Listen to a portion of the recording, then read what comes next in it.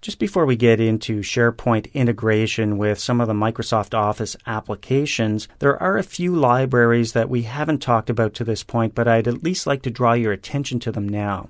So let's go up to the Site Actions drop-down from our homepage here and click on Create as though we're about to create one of these libraries. I'm going to scroll down, and under the Libraries column, the second one down is the Form library. Now, the Form library is a specialized library for storing XML-based forms like the ones you would create in Microsoft Office InfoPath. We'll be taking a look at InfoPath a little bit later on. So let's move down the list now to this one here, the Translation Management Library. Now, this is one of those libraries that requires that you have SharePoint Server 2007 installed in your environment to even see it on this list. The other thing you'll need activated is the Translation Management Library site feature in your site or site collection. Now, when you create a Translation Management Library, you create a new page that's quite similar in looks to a new page for a document library, but there's some additional settings that allow you to begin configuration of a translation management workflow for this library, and we'll be talking in detail about workflows a little bit later on in this title.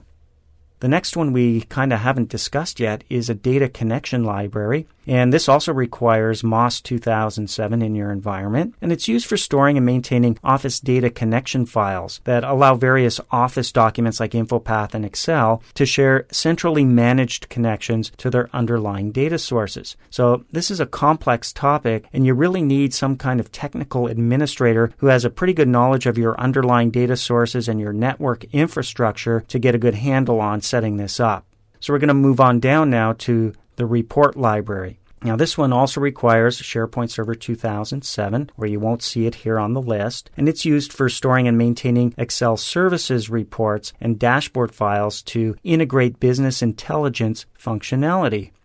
This is another thing that requires some pretty good knowledge of Excel services, and you can read up on that by going to office.microsoft.com. So those are some of the other libraries we don't really have time to get into because of their complex nature, but I wanted to draw your attention to them right now. All right, I'm going to go back to my home page, and now we're going to talk about integrating our SharePoint environment with some of our Microsoft Office applications.